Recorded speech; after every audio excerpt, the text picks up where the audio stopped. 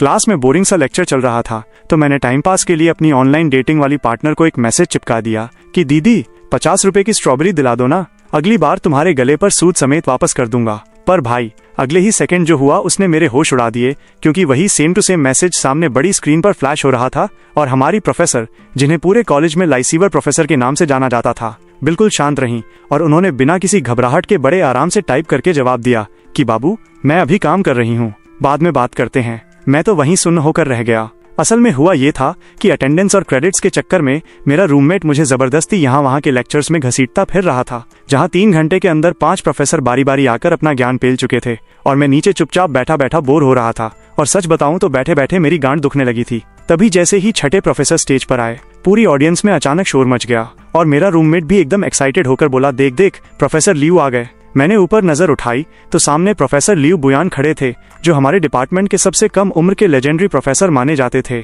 और उस वक्त वो स्टेज पर बस अपनी स्लाइड सेट कर रहे थे, पर भाई दिखते वो वाकई कमाल के हैंडसम थे। तभी अचानक मेरा ध्यान उनकी स्क्रीन के एक लाल और हरे रंग के पैटर्न पर गया, जो बिल्कुल वैसा ही लकी पैटर्न था जो मैंने हाल ही में अपनी ऑनलाइन पार्टनर को सजेस्ट किया था। और उन्हें देखते ही मुझे अपनी ऑनलाइन गर्लफ्रेंड की याद आ गई और कल रात जो उसने अपनी ऑनलाइन गर्लफ्रेंड की याद आ गई और कल रात जो उसने अपनी हॉट तस्वीरें भेजी थीं, वो सब मेरे दिमाग में घूमने लगी। मुझसे रहा नहीं गया और मैंने अपना चैट बॉक्स खोल लिया, जहां उसका आखिरी मैसेज यही था कि वो काम पर जा रही है।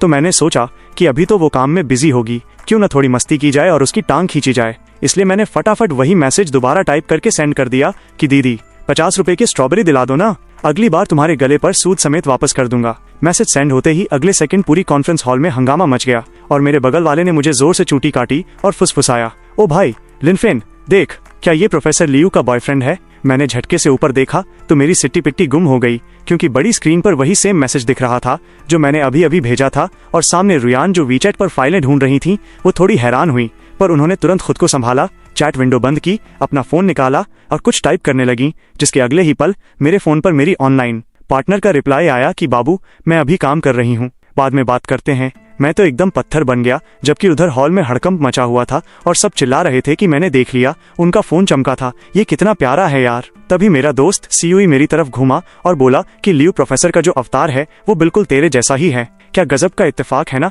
जिस पर मैंने एक सूखी नकली हंसी हंसते हुए कहा कि अरे हाँ यार, मैंने तो ध्यान ही नहीं दिया। तो सीयूई को मेरा ये फीका सा रिएक्शन पसंद नहीं आया और वो दूसरों से गप्पे मारने लगा। पर यहाँ स्टेज पर खड़ी लियू रुयान को देखकर मेरा दिल बुलेट ट्रेन की रफ्तार से धड़क रहा था, क्योंकि same lucky pattern, same profile picture और वही सेम मैसेज, सब कुछ साफ साफ चिल्ला चिल्लाकर कह रहा था कि लियू रुयान ही मेरी वो ऑनलाइन गर्लफ्रेंड है। और भाई क्या गजब का कंट्रास्ट था, क्लास में इतनी संस्कारी प्रोफेसर और चैट पर इतनी बोल्ड। जैसे ही लेक्चर खत्म हुआ, लियू रुयान जल्दी जल्दी में वहां से निकल गईं और मैं जब हॉस्टल की तरफ लौट रहा था तो मेरे फोन पर लियू रुयान के मैसेजेस की बाढ़ आ गई कि क्या हुआ बाबू, तुम जवाब क्यों नहीं दे रहे? मेरा काम खत्म हो गया है। हाँ तो हम क्या बात कर रहे थे?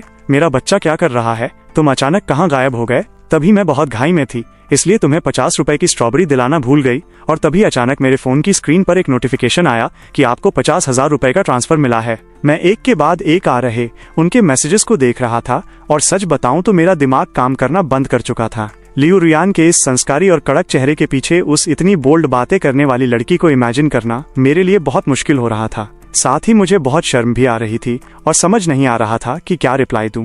मैं इसी कशमकश में था कि तभी मेरे बगल में बैठी सीनियर सीयूई का मैसेज आया, लिनफेन प्रोफेसर सू कह रहे हैं कि उनका कंप्यूटर फिर से खराब हो गया है और वो तुम्हें उसे चेक करने के लिए बुला रहे हैं। प्रोफेसर सू मेरे ट्यूटर हैं और जब से मैंने पिछली बार उनका स्लो चल रहा कंप्यूटर ठीक किया था, तब से वो हर छोटी मोटी गड़बड़ के लिए मुझे ही बुला लेते थे। मैं कोई लापरवाही नहीं करना चाहता था, इसलिए मैंने अपनी चैट्स को वहीं छोड़ा और सीधे उनके ऑफिस की तरफ निकल पड़ा।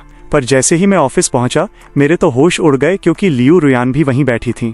वो मेरे ठीक सामने वाले डेस्क पर थीं, अपना सिर झुकाए चुपचाप फोन देख रही थीं और उनका मूड काफी खराब लग रहा था। मेरी हिम्मत नहीं हुई कि मैं उन्हें ज्यादा देखूं, इसलिए मैंने अपनी नजरें चुराईं और पूरा ध्यान प्रोफेसर सू का कंप्यूटर ठीक करने में लगा दिया। जैसे ही कंप्यूटर ठीक हुआ, प्रोफेसर सू खुशी के मारे अपनी आंखें सिकोड़ते हुए मुस्कुराए और बोले, वैसे प्रोफेसर लियू अभी कह रही थीं कि अचानक उनके वीचैट पर मैसेज आने बंद हो गए हैं, जरा एक बार उनका फोन भी देख दोगे क्या? मैंने एक पल के लिए सोचा और मुझे तुरंत समझ आ गया कि लियू रुयान को मैसेज क्यों नहीं मिल रहे थे। ये प्रॉब्लम तो चुटकियों में ठीक हो सकती थी, पर प्रोफेसर सू की उस मुस्कुराती हुई नजरों के सामने मेरे पास और कोई रास्ता नहीं था। इसलिए मैं उनके डेस्क की तरफ बढ़ा। मैंने जानबूझकर अपनी आवाज बदली और भारी आवाज में कहा, प्रोफेसर लियू, प्रोफेसर सू कह रहे हैं कि आपका वीचैट शायद खराब हो गया है। मेरी आवाज सुनकर रुयान अचानक से चौंक गईं। वो मुझसे थोड़ा डर सी गईं और उन्होंने झटके से पीछे होकर मुझसे दूरी बना ली और बोली, नहीं नहीं, कोई बात नहीं। वैसे वो प्राइवेट में अपने कलीग्स के साथ हमेशा इतनी ही शिष्ट और दूर दूर रहने वाली इंसान थीं, पर इस वक्त उनका ये बर्ताव मेरे लिए एकदम परफेक्ट था। मैं जैसे ही वहां से मुड़कर भागने वाला था कि तभी लियू रुयान की नजर अचानक मेरे हाथ पर टिक गई। मेरे हाथ में मेरा फोन था जिसकी स्क्रीन ऑन थी और वॉलपेपर पर एक छोटे से पिल्ले की फोटो लगी थी।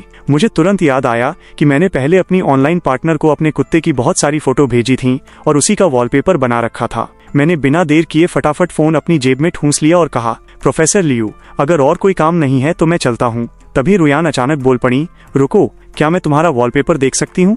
ये सुनते ही मेरा दिल जोर से धड़का कि कहीं इन्होंने मुझे पहचान तो नहीं लिया। मैंने अनजाने में ही अपनी जेब पर हाथ रख लिया जहां फोन था और मेरी आवाज लड़खड़ाने लगी। शायद अभी ये ठीक नहीं होगा। इस पर लियू रुयान ने हल्के से अपनी भौहें सिकोड़ी और पूछा, क्या बात है? तो मेरे मुंह से बिना सोचे समझे निकल गया, मेरा वॉलपेपर बहुत प्राइवेट है। लियू रुयान ने कुछ सोचा और उनके चेहरे पर थोड़ी शिकन आई। फिर वो बोली, आई एम सॉरी, मेरा इरादा तुम्हें परेशान करने का नहीं था। बात बस इतनी है कि मैंने अभी तुम्हारे वॉलपेपर पर जो पिल्ला देखा वो बिल्कुल उस कुत्ते जैसा दिखता है जिसने पहले कभी मेरी जान बचाई थी। इसीलिए मैं बस पक्का करना चाहती थी। अगर तुम्हें ठीक न लगे तो तुम फोन की आधी स्क्रीन छुपाकर भी दिखा सकते हो। मैं तो उनकी बात सुनकर दंग रह गया कि भाई, मेरे कुत्ते ने कब इनकी जान बचाई थी। पर लियू रुयान की आंखों में उस जान बचाने वाले कुत्ते को ढूंढने की इतनी तड़प देखकर मैं थोड़े कंफ्यूजन में आ गया और मैंने अपना फोन निकालकर उन्हें दिखा दिया। वो बस थोड़ा पास आई और उन्होंने एक पल के लिए उसे देखा, जिसके बाद उनके चेहरे के हाव भाव पूरी तरह बदल गए। जब उन्होंने दोबारा मेरी तरफ देखा तो उनकी आंखों में अजीब सी क्यूरियोसिटी और उम्मीद साफ दिख रही थी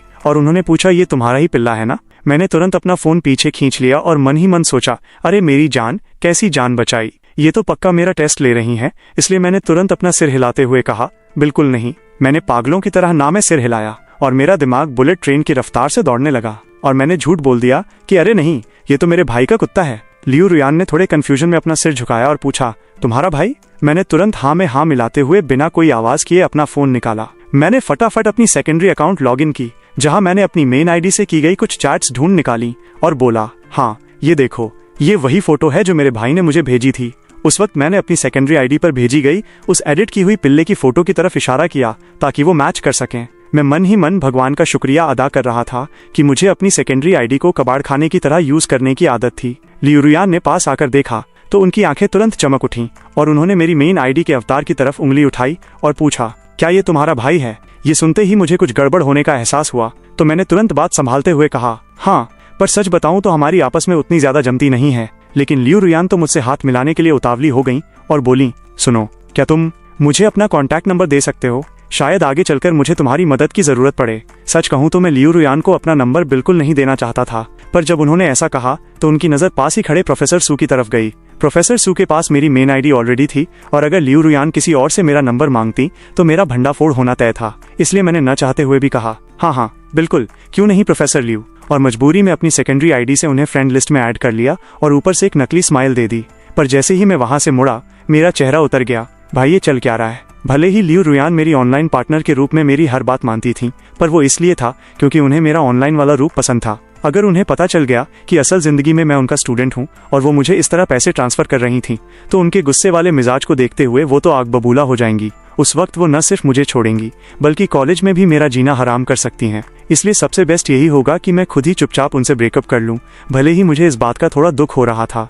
रास्ते पर चलते हुए मेरे फोन पर फिर से लियू रुयान के मैसेजेस की बाढ़ आ गई। बाबू, मुझे अभी पता चला कि मेरा एक स्टूडेंट तुम्हारे भाई का सगा भाई है। क्या गजब का इत्तेफाक है ना? वो भी अपने वॉलपेपर पर तुम्हारे पिल्ले की फोटो लगाता है। तुम दोनों भाइयों में जरूर बहुत प्यार होगा। अरे बाबू, गलत मत समझना, मैंने तो बस अचानक देख लिया था। मैं जानबूझकर तुम्हारी जासूसी नहीं कर रही थी। तुम अभी भी मुझे रिप्लाई क्यों नहीं दे रहे हो? और इसके तुरंत बाद मुझे 20,000 युआन का ट्रांसफर मिला। उनके एक के बाद एक आ रहे मैसेजेस को देखकर मेरे दिल में अजीब सी खलबली मच रही थी, तो मैंने सीधे फोन को डू नॉट डिस्टर्ब मोड पर डाल दिया। घर पहुंचकर मैंने अपनी सेकेंडरी आईडी चेक की तो देखा कि लियू रुयान ने वहां भी एक मैसेज टपका रखा था, लिनफेन, क्या तुम अभी अपने भाई से बात कर सकते हो? मैंने थोड़ी देर बाद रिप्लाई किया, नहीं प्रोफेसर लियू, अभी नहीं। मुझे लगा कि शायद अब वो शांत हो जाएंगी, पर अगले ही सेकंड मेरे फोन में जैसे भूकंप आ गया। लियू रुयान ने गुस्से और घबराहट में मेरी मेन आईडी पर लगातार 2 मैसेजेस दागे। बाबू, क्या कुछ गड़बड़ हुई है? तुम मेरा इंतजार करो, मैं अभी पुलिस को फोन करने जा रही हूँ, बस थोड़ी देर में आती हूँ। भाई, अब बहुत देर हो चुकी थी। अगर उन्होंने पुलिस को फोन कर दिया तब तो मेरा खेल हमेशा के लिए खत्म हो जाएगा। लियू रुयान का ये कैसा लॉजिक था भाई? मैंने बिना 1 सेकंड गवाए फटाफट कांपते हाथों से उन्हें टाइप किया, अरे कुछ नहीं हुआ, असल में मैं सो गया।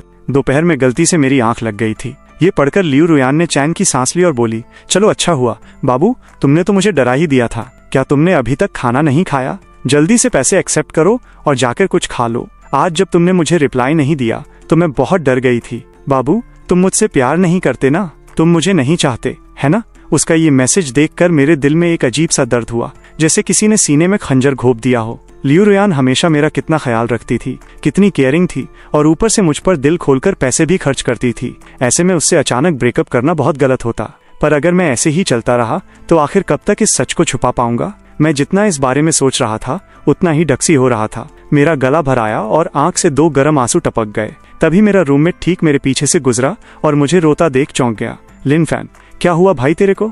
मैंने जब उसकी तरफ देखा तो आंसुओं की वजह से मुझे सब धुंधला दिख रहा था। मेरे रूममेट ने सीरियस होकर मेरे कंधे पर हाथ रखा और बोला, कौन तंग कर रहा है भाई तेरे को? मुझसे रहा नहीं गया और मैं सिसकते हुए बोला, भाईजू, अगर तुझे पता चले कि जिससे तू ऑनलाइन डेटिंग कर रहा है असल जिंदगी में उसके साथ होना नामुमकिन है तो तू क्या करेगा? उसने राहत की सांस ली और बोला, बस इतनी सी बात, तो भाई ब्रेकअप कर ले। सिर्फ एक लड़की ही तो है और जैसा तू दिखता है तुझे कोई भी मिल जाएगी। पर फिर उसे कुछ याद आया और उसने अपना टोन बदलते हुए पूछा, वैसे क्या उसने कभी तुझ पर पैसे खर्च किए हैं? मैंने सुना है कि कुछ लोग ब्रेकअप के बाद अपने दिए हुए पैसे वापस मांगने लगते हैं। मैंने इस बात पर गौर किया। लियू रुयान ने वाकई मुझ पर काफी पैसे उड़ाए थे, पर भले ही मैं उसके सारे पैसे एक्सेप्ट न करूं, मुझे नहीं लगता था कि वो वैसी घटिया सोच वाली लड़की है। मुझे सोच में पड़ा देख मेरे दोस्त ने फिर से कंधा थपथपाया और बोला, अरे पैसों की टेंशन मत ले, बस जब ब्रेकअप करे तो उसके साथ ज्यादा रूखा बर्ताव मत करना। अपने रूममेट की बात सुनकर मैंने खुद को समझाया कि मुझे उसके साथ ज्यादा कड़वा नहीं होना है। बिस्तर पर करवटें बदलते हुए मैंने खुद को मजबूत किया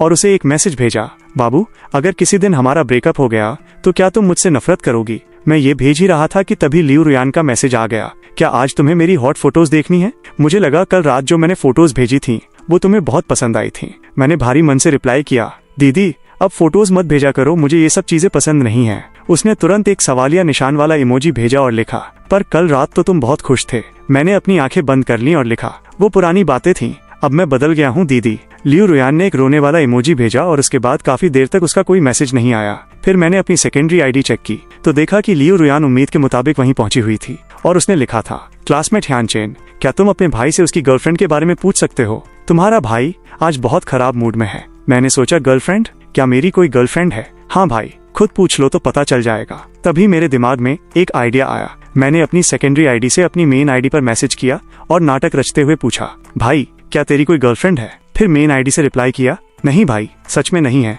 तुझसे झूठ क्यों बोलूंगा? तुझे सच में कोई नहीं दिखती क्या? इसके बाद मैंने सेकेंडरी आईडी से रुयान को बताया, प्रोफेसर लियू, वो कह रहा है कि उसकी कोई गर्लफ्रेंड नहीं है। ये सुनकर रुयान काफी देर तक शांत रही। पता नहीं वो क्या सोच रही थी। बहुत देर बाद मुझे मेरी मेन आईडी पर उसका एक मैसेज मिला, बाबू अब मैं तुम्हें पसंद नहीं रही ना? ये पढ़ते ही मेरे दिल में एक पल के लिए तेज दर्द हुआ, पर वो जल्दी ही गायब हो गया। मैंने बहुत नॉर्मल बनने की एक्टिंग करते हुए टाइप किया, थोड़ा सा ऐसा लगता है जैसे तुम बोर हो गई हो। 1 साल से ज्यादा हो गया है, क्या तुम बोर नहीं होती? उसने तुरंत जवाब दिया, नहीं, बिल्कुल नहीं। क्या मुझसे कोई गलती हुई है? प्लीज मुझे छोड़कर मत जाओ। मुझे फिर से बहुत बुरा लगा, पर अगर मैं इस रिश्ते को उसके साथ और खींचता तो ये हम दोनों के लिए ही एक बहुत बड़ी मानसिक प्रताड़ना बन जाता। इसलिए मैंने दिल पर पत्थर रखकर टाइप किया, आई एम सॉरी, हमारा ब्रेकअप ही ठीक रहेगा, और लियू रुयान को ब्लॉक कर दिया। ब्लॉक करते ही अंदर से मुझे एकदम खाली खाली सा महसूस होने लगा, क्योंकि ये एक ऐसा एक तरफा सफर था जिसमें लियू रुयान को कभी पता ही नहीं चलने वाला था कि उसका चक्कर उसके अपने ही स्टूडेंट के साथ चल रहा था।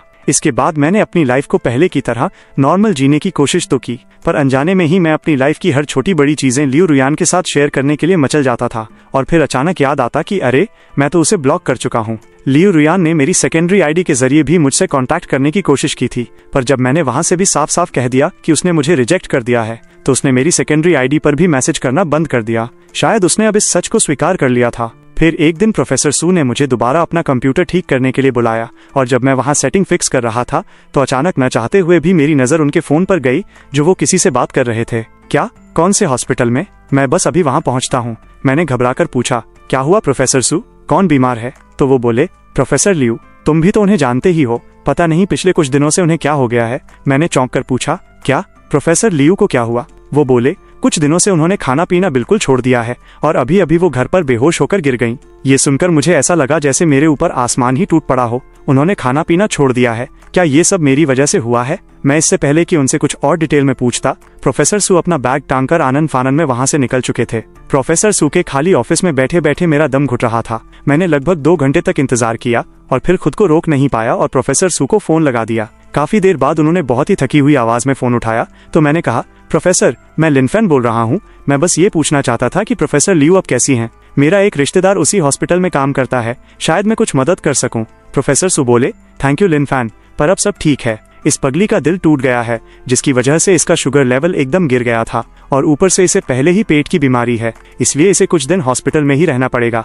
मैंने तुरंत मौका देखकर कहा, प्रोफेसर, क्या मैं प्रोफेसर लियू की देखभाल के लिए वहाँ चला जाऊँ? मैंने पहले हॉस्पिटल में अपनी माँ की भी देखभाल की है तो मुझे इसका काफी एक्सपीरियंस है। प्रोफेसर सू बोले, अरे अगर तुम मदद करना चाहते हो तो ये तो बहुत अच्छी बात है। वैसे भी आज दोपहर में मेरा एक जरूरी लेक्चर है। लिनफेन, मुझे तुम पर पूरा भरोसा है। वो मेरी सगी भांजी है और उम्र में तुमसे बस 4-5 साल ही बड़ी है, तो तुम वहाँ उसे एक प्रोफेसर की तरह ट्रीट मत करना। यह सुनकर मेरे पैरों तले जमीन खिसक गई कि लियू रुयान असल में प्रोफेसर सू की भांजी हैं। तभी तो प्रोफेसर सू इतने ज्यादा परेशान थे।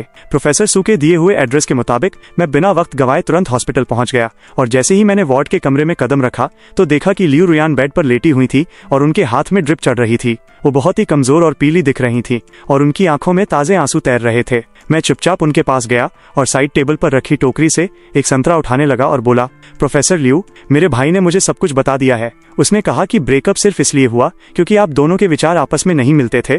इसका मतलब ये बिल्कुल नहीं है कि आप में कोई कमी है और वो आपको इस हालत में बिल्कुल नहीं देखना चाहता था।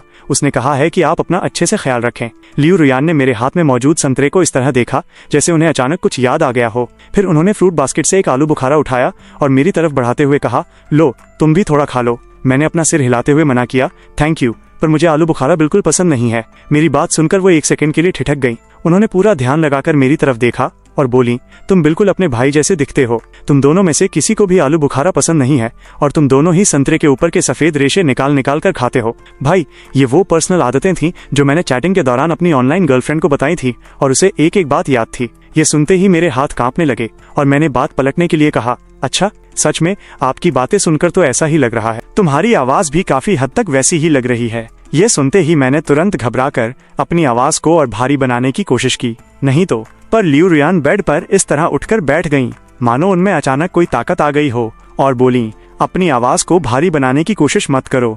लियू रुयान की गहरी आंखें मुझे इस तरह घूर रही थीं, मानो वो मेरे आर पार देख लेना चाहती हों। फिर अचानक बिना किसी बात के उन्होंने पूछ लिया, तुमने अपने भाई के पिल्ले की फोटो को अपनी प्रोफाइल पिक्चर क्यों बनाया है? मैंने कहा, क्योंकि मुझे वो बहुत क्यूट लगा, बस इसीलिए लगा लिया। इसके बाद मैं कुछ देर तक कांपते दिल से लियू रुयान के पास बैठा रहा। वो बार बार मुझसे अजीब अजीब से सवाल पूछ रही थीं, जिससे मैं अंदर ही अंदर बहुत ज्यादा नर्वस हो रहा था। उस रात जब मैं कॉलेज वापस लौटा तो मेरे पास प्रोफेसर सू का फोन आया। लिनफेन, मानना पड़ेगा यार, तुम्हें वाकई अच्छा एक्सपीरियंस है। वो पगली, उसने पूरे दिन से कुछ नहीं खाया था, पर अब जाकर आखिरकार उसे भूख लगी है। वो कह रही थी कि उसे सिर्फ तभी अच्छा लगता है जब तुम उसके साथ बैठकर खाते हो, वरना उसका कुछ खाने का मन नहीं करता।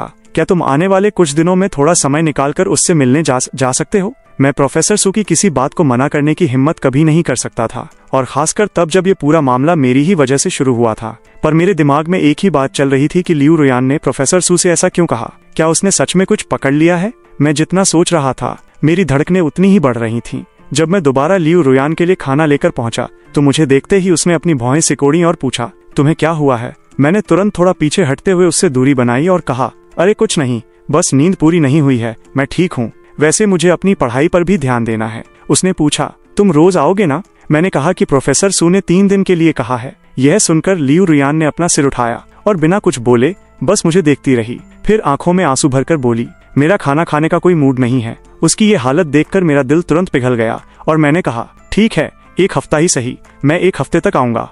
तब जाकर उसके चेहरे पर एक प्यारी और दुर्लभ सी मुस्कान आई। मैं वहीं बगल में बैठकर ध्यान रखने लगा कि वो अच्छे से खाना खाए। खाते खाते उसकी नजरें बार बार बगल वाले बेड पर जा रही थीं, जहां एक कपल बड़े प्यार से एक दूसरे पर हक जता रहा था। उस बेड पर लड़की बोल रही थी, मेरे हाथ में चोट लगी है, क्या तुम मेरे लिए इतना भी नहीं कर सकते? तो लड़का बेबस होकर मुस्कुराया और उसे चम्मच से एक एक निवाला खिलाने लगा। लियू रुयान उस लड़की के हाथों को एकटक देखती रही, फिर उसने अपने खुद के हाथ को देखा और उसकी आंखों में अजीब से भाव आ गए। अगले दिन जब मैं उससे मिलने गया तो भाई साहब, लियू रुयान का दाहिना हाथ सच में जख्मी था। उसका वो हाथ जो कभी इतना पतला और खूबसूरत दिखता था, अब उस पर पट्टियों की एक मोटी परत लिपटी हुई थी। इतनी भारी पट्टी बंधी थी कि वो देखने में थोड़ी अजीब और फनी लग रही थी। मैं डर गया और मैंने पूछा, ये क्या हो गया? लियू रुयान ने अपने हाथ की तरफ देखा और बोली, कल तुम्हारे जाने के बाद मैं एक सेब छीलना चाहती थी, पर गलती से। मैंने तुरंत उसके बेड के पास बैठते हुए पूछा, क्या तुम इस हाथ को हिला पा रही हो? उसने कोशिश की और बोली, नहीं, ये ठीक से काम नहीं कर रहा है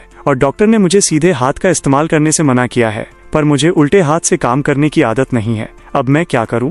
बोलते बोलते उसकी आवाज और धीमी हो गई और उसकी नजरें लगातार खाने के कटोरे पर टिकी थीं। मैंने कहा, अच्छा, तो इसका मतलब है कि अब मुझे तुम्हें अपने हाथों से खिलाना पड़ेगा, पर ये तो तुम्हारे लिए बहुत परेशानी वाली बात हो जाएगी। आपका बहुत बहुत शुक्रिया, तुम बहुत अच्छे हो क्लासमेट हियान चेन। वो मेरे इस तंज को समझ नहीं पाई और बस एकटक मुझे एहसानमंद नजरों से देखती रही, पर पता नहीं क्यों मुझे उसकी आंखों में एक अजीब सी उम्मीद और खुशी साफ दिखाई दे रही थी। मैंने थोड़े अनाड़ीपन से कटोरा खोला, अजीब तरह से चम्मच पकड़ी और दलिया का एक चम्मच भरकर लियू रुयान के होठों के पास ले गया। वो खुशी के मारे मुस्कुरा उठी और उसकी आंखें चमकने लगी। वो मुझे एकटक निहारे जा रही थी और मैं इस अजीब सी सिचुएशन में असहज होकर उसकी नजरों से बच रहा था। वो बड़े चाव से दलिया का एक एक चम्मच खा रही थी और देखते ही देखते कुछ ही मिनटों में उसने दलिया का पूरा बड़ा कटोरा साफ कर दिया। मुझे लगा कि चलो अब तो खत्म हुआ है ना, पर उसने फिर से मना करते हुए सिर हिला दिया। तीसरे दिन तक आते आते मुझे लियू रुयान को दलिया खिलाने की ऐसी आदत हो गई थी कि मैं उसे एक बहुत बड़ा पत्ता गोभी समझकर खिलाने लगा था। लियू रुयान की उन डूबती हुई गहरी नजरों के सामने मैंने पूरे हौसले के साथ एक और चम्मच उसके मुंह के पास बढ़ाया। तभी अचानक कमरे के दरवाजे पर कुछ चीजें जमीन पर गिरने की तेज आवाज आई। मैंने मुड़कर देखा तो दरवाजे पर न जाने कब से लोगों की पूरी भीड़ खड़ी थी, जिसमें मेरे पुराने रूममेट्स और दूसरे स्टूडेंट्स शामिल थे, जो हाथ में गिफ्ट्स और फूल लेकर मरीज का हालचाल जानने आए थे। मैं तो अपनी धुन में उसे दलिया खिलाने में लगा हुआ था, पर इस वक्त वो सारे लोग मुंह फाड़े मुझे ही देख रहे थे। उनके हाथ में जो फ्रूट बास्केट थी वो पहले ही नीचे गिर चुकी थी। जब मुझे इस बात का एहसास हुआ तब भी मेरा हाथ लियू रुयान को दलिया खिलाने वाली पोजीशन में ही हवा में अटका हुआ था। सबसे पहले मेरे रूममेट का दिमाग चला। उसने फुर्ती से सभी लोगों को पीछे धकेला और फटाफट दरवाजा बंद कर दिया और बाहर से आवाज आई, आई एम सॉरी भाई, हमने तुम दोनों को डिस्टर्ब कर दिया। सच में आई एम सो सॉरी। दरवाजा भले ही बंद हो गया था, पर हॉस्पिटल के उस कमरे की दीवारें इतनी पतली थीं कि बाहर चल रही गप्पों और फुसफुसाहट की आवाजें मुझे साफ सुनाई दे रही थीं। मैं वहीं जम गया। मुझे समझ नहीं आ रहा था कि कहाँ बैठूं। मैंने बेबसी से लियू रुयान की तरफ देखा, जो बाहर की बातें सुनकर अपनी जीभ दांतों तले दबाए बैठी थी और उसका पूरा चेहरा शर्म के मारे लाल टमाटर हो चुका था। मैंने हिचकिचाते हुए कहा, वो अगर तुम कहो तो मैं बाहर जाकर उन्हें सच बता दूं और सब समझा दूं। इस पर लियू रुयान ने तुरंत मेरी कलाई पकड़ ली और बोली, क्या समझाओगे? वो लोग तो बस अपनी तरफ से अंदाजा लगा रहे हैं, किसी को कुछ समझाने की जरूरत नहीं है। या फिर क्या तुम्हें इस बात से बहुत ज्यादा फर्क पड़ रहा है? मैंने तुरंत ना में सिर हिलाया। ये देखकर उसने चैन की सांस ली और कहा, चलो फिर ठीक है, उन्हें जो गलतफहमी पालनी है पालने दो। पर फिर शायद उसे अंदाजा हुआ कि उसकी ये बात कितनी अजीब लग रही है, तो उसने बात संभालते हुए आगे जोड़ा, मेरा मतलब है तुम फालतू की टेंशन मत लो, ये सब बस एक गलतफहमी है। पर इस गलतफहमी का नतीजा ये हुआ कि जब भी मैं हॉस्टल में सफाई देने की कोशिश करता, मेरे रूममेट्स मुझ पर शब्दों के बाण छोड़ देते। एक दोस्त बोला, लिनफैन, तू जब प्रोफेसर लियू को डेट कर रहा था तो कम से कम मैं वहां मौजूद था। शुक्र मना कि किसी और ने तेरा चेहरा नहीं देखा। मैंने बार बार मना करते हुए सिर हिलाया। अरे नहीं भाई, ऐसा कुछ नहीं है, मैंने कुछ नहीं किया। वो तो प्रोफेसर सू ने मुझे उनकी देखभाल करने के लिए भेजा था, तो वो बोले, चल हट, हमें मत सिखा। उस वक्त प्रोफेसर लियू की आंखें बिल्कुल तुझ पर टिकी हुई थीं। तेरी हिम्मत कैसे हुई ये कहने की कि तुम दोनों के बीच कुछ नहीं चल रहा? तुझे पता भी है कि प्रोफेसर लियू की खूबसूरती के पीछे कितने लोग दीवाने हैं। हमारे पूरे डिपार्टमेंट से लेकर फॉरेन लैंग्वेजेस वाले डिपार्टमेंट तक लाइन लगी है, पर उन्होंने सिर्फ तुझे अपने करीब आने दिया। अगर अब भी तूने उन्हें प्रपोज नहीं किया ना, तो मैं थूकेगा तुझ पर। खैर, मेरे लिए तो लियू रुयान को सही सलामत हॉस्पिटल से डिस्चार्ज करवाकर घर ले जाना ही दुनिया का सबसे बड़ा टास्क और आशीर्वाद था। एक हफ्ते बाद आखिरकार लियू रुयान को हॉस्पिटल से छुट्टी मिल गई। निकलते वक्त मैंने डॉक्टर से ऐसे ही चलते चलते उसके हेल्थ के बारे में पूछ लिया। डॉक्टर ने बस अपना सिर पीटा और बोले, अरे भाई, वो पेशेंट तो बिल्कुल चंगी भली थी, उसे सिर्फ 2 दिन ग्लूकोज की जरूरत थी, पर वो खुद ही अड़ गई कि उसे बहुत कमजोरी लग रही है और उसे पूरे 1 हफ्ते तक डॉक्टरों की निगरानी में रहना है। आज की जवान लड़कियां भी ना पता नहीं किसे हॉस्पिटल में रहना पसंद होता है। डॉक्टर को सिर हिलाते और बड़बड़ाते हुए जाते देख मैं वहीं खड़ा रह गया और मेरा दिमाग चकरा गया। लियू रुयान जानबूझकर हॉस्पिटल में रुकना चाहती थी। वो आखिर क्या खिचड़ी पका रही थी? कहीं ऐसा तो नहीं कि वो मुझे अपने जाल में फंसाने की कोशिश कर रही हो? क्योंकि मेरे भाई ने उसका दिल तोड़ा था तो शायद वो उसका बदला मुझसे लेना चाहती थी। मैं जितना इस बारे में सोच रहा था उतना ही मेरा शक गहराता जा रहा था। मेरा शक अब यकीन में बदल रहा था, इसलिए मैंने फैसला कर लिया कि अब मैं उसकी एक भी क्लास अटेंड नहीं करूंगा। पर इस फैसले के कुछ ही समय बाद मेरी सेकेंडरी आईडी पर लियू रुयान का एक मैसेज टपक गया। क्लासमेट हियानचेन, जरा 1 मिनट के लिए मेरे ऑफिस आओ। जब मैं उसके ऑफिस पहुंचा तो वहां सिर्फ हम दोनों ही थे और हम एक दूसरे को एकटक घूर रहे थे। वहां का माहौल एकदम तनावपूर्ण हो चुका था। उसने कंप्यूटर स्क्रीन की तरफ इशारा किया और सबसे पहले खुद ही बात शुरू की। मुझे अभी अभी ये मिला है, इसमें अगले सेमेस्टर के रजिस्ट्रेशन की डिटेल्स हैं और तुम्हारी क्लास को मेरा ये कोर्स चुनना ही पड़ेगा। मैं तो वहीं सन्न रह गया। वो मुझे ये सब क्यों बता रही थी? कहीं वो सच में सारा ठीकरा मेरे सिर तो नहीं फोड़ना चाहती थी? मुझे घबराया हुआ देखकर वो मुस्कुराई और बोली, इतना नर्वस मत हो, मैं तो बस तुम्हें ऐसे ही बता रही थी। मैंने हकबकाते हुए हाँ में सिर हिलाया। तभी उसने अचानक एक ठंडी सांस भरी और बोली, सच कहूँ तो मुझे तुम्हारे भाई की बहुत याद आती है। उसके बिना मुझे अपनी जिंदगी एकदम बेरंग और फीकी लगती है। ये सुनकर मेरी घबराहट और बढ़ गई। मैंने पूछा, क्या आप उसे इतना पसंद करती हैं? उसने कहा, हाँ, मैं उसे बहुत चाहती हूँ। क्या इस बात की कोई गुंजाइश है कि तुम्हारा भाई मेरे पास वापस आने के बारे में सोचे? मैं कुछ भी करने को तैयार हूँ। उसकी अपनी कोई वजह रही होगी, पर मेरा मतलब है कि अगर तुम्हारा भाई स्टेटस या किसी और रिश्ते के अंतर की वजह से ब्रेकअप कर रहा था तो क्या वो मुझसे एक बार मशविरा नहीं कर सकता था? उधर मेरे अंदर एक बड़ा भूचाल आ चुका था। उसे ये सब पता था, पर फिर भी मैं खुद को शांत रखने की पूरी कोशिश कर रहा था और मैंने कहा, मुझे इस बारे में नहीं पता, मैं उसके फैसलों के बीच में नहीं पड़ सकता। उसने कहा, मैं तुमसे एक मदद चाहती हूँ। मैंने अभी जो कुछ भी कहा वो सब अपने भाई तक पहुँचा दो और किसी तरह मुझे और तुम्हारे भाई को एक बार मिलवा दो। मैंने सोचा कि चलो अभी बात को टाल देता हूँ, पर तभी मेरी नज़र लियू रुयान पर पड़ी जो कंप्यूटर पर अगले सेमेस्टर के कोर्स ओपनिंग ऑर्डर की तरफ उंगली से इशारा कर रही थी। उनका साफ इशारा था कि अगर मैं मान गया तो अगले सेमेस्टर के कोर्स में मेरे लिए कोई प्रॉब्लम नहीं होगी, इसलिए मैंने तुरंत हाँ कह दिया। भाई कोई मजाक है क्या? सब जानते हैं कि प्रोफेसर लियू की क्लास पास करना लोहे के चने चबाने जैसा है। उनके एकेडमिक स्टैंडर्ड्स बहुत हाई होते हैं। अगर वो मुझे ये दिखा रही थी तो इसका मतलब सीधा सीधा धमकी था। अब जाहिर सी बात है कि मैं खुद तो लियू रुयान से मिलने जा नहीं सकता था, पर किस्मत से मेरा एक कजिन था। मैंने पूरे 5 घंटे तक उसके आगे हाथ पैर जोड़े, तब जाकर वो मेरी जगह लियू रुयान से मिलने के लिए तैयार हुआ। मीटिंग की जगह लियू रुयान ने ही तय की थी, एक बेहद आलीशान फ्रेंच रेस्टोरेंट। मैं खुद को छुपाते हुए उनसे थोड़ी ही दूरी पर बैठ गया ताकि उनकी हर हरकत पर नजर रख सकूं।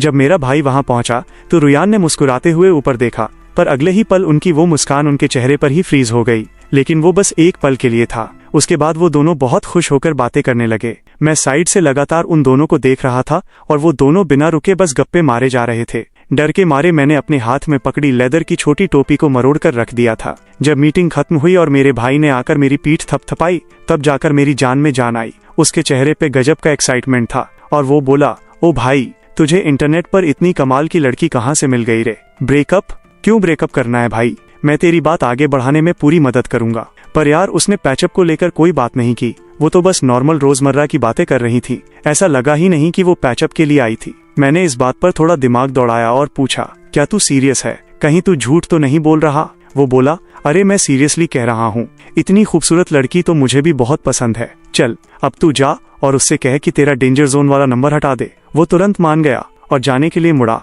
पर तभी पीछे से आवाज आई, प्रोफेसर लियू, आप अभी तक यहीं हैं? मैंने झटके से पीछे मुड़कर देखा तो मेरे पैरों तले जमीन खिसक गई। लियू रुयान हमारे ठीक पीछे थोड़ी दूरी पर खड़ी थी। वो सीधे मेरी तरफ देखकर बोली, क्लासमेट हियानचेन, आखिर कब तक इस तरह नाटक करने का इरादा है तुम्हारा? अपने कजिन से माफी मांगकर उसे विदा करने के बाद लियू रुयान मुझे रेस्टोरेंट के एक प्राइवेट केबिन में ले गई, जहां मैं चुपचाप एक कुर्सी पर जाकर बैठ गया। मैं वहां अपनी जान बचाने की सोचते हुए चुपचाप बैठ गया। उसने वेटर को बुलाया और बड़े आराम से कहा, मेरे पसंदीदा वाले डिशेज ले आओ। फिर उसने मुझसे पूछा, क्या तुम कुछ और खाना चाहते हो? मैंने पागलों की तरह नामे सिर हिला दिया। तभी वो बोली, सच कहूँ तो अभी रेस्टोरेंट में मैं पूरे समय तिरछी नजरों से सिर्फ तुम्हें ही देख रही थी। सच में? पर मुझे समझ नहीं आया कि मैंने सिर्फ उसे ही तुमसे मजे में बातें करते हुए क्यों देखा।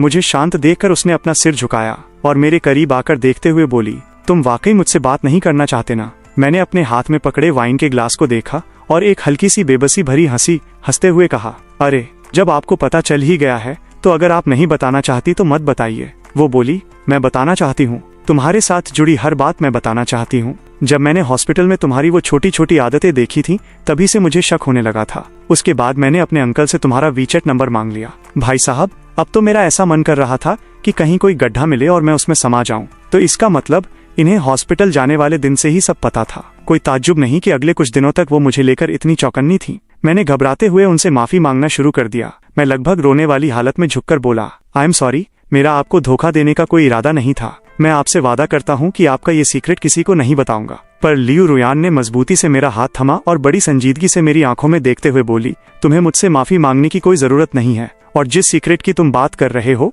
उस कॉन्फ्रेंस वाले दिन ही सबको पता चल गया था कि मेरा कोई बॉयफ्रेंड है। मैंने सिर्फ इसलिए उसे सबसे छुपाकर रखा क्योंकि वो एक ऑनलाइन रिलेशनशिप था। मैंने डरते डरते पूछा, तो क्या आप मुझे फेल नहीं करेंगी? उन्होंने एक बेबस सी सांस ली और कहा, किसने कहा कि मैं तुम्हें फेल करने वाली हूँ? मैंने पूछा, तो उस दिन आपने जो कहा था कि अगले सेमेस्टर मुझे आपका ही कोर्स चुनना पड़ेगा। वो बोली, मैं तो बस ये कहना चाहती थी कि अगले सेमेस्टर हम अक्सर एक दूसरे से मिला करेंगे। मुझे लगा था कि जब मैं ये बात बोलूंगी तो तुम हमारी इन पहचानों को भुलाकर मुझसे मिलने के बारे में सोचोगे। अगर तुम मुझसे मिलने के लिए तैयार नहीं होते तो मैं तुम्हारे आगे हाथ पैर जोड़ लेती, पर किसे पता था कि तुम्हारी जगह तुम्हारा भाई आ जाएगा। मैं बिना कोई रिएक्शन दिए बस बुत बनकर उन्हें सुनता रहा। वो आगे बोली, अंकल ने मुझे बताया था कि तुम खुद आगे बढ़कर हॉस्पिटल आए थे और तुमने खुद मेरी देखभाल करने की जिम्मेदारी ली थी। मुझे लगा कि ये इस बात का सबूत है कि तुम मुझसे प्यार करते हो। तो फिर तुमने मुझसे ब्रेकअप क्यों किया? तुम्हारा ये बदला हुआ बर्ताव उसी कॉन्फ्रेंस वाले दिन से शुरू हुआ था। मैं सिर्फ यही सोच सकती हूँ कि तुम भी उस दिन वहीं थे और तुम्हें पता चल गया था कि मैं ही वो लड़की हूँ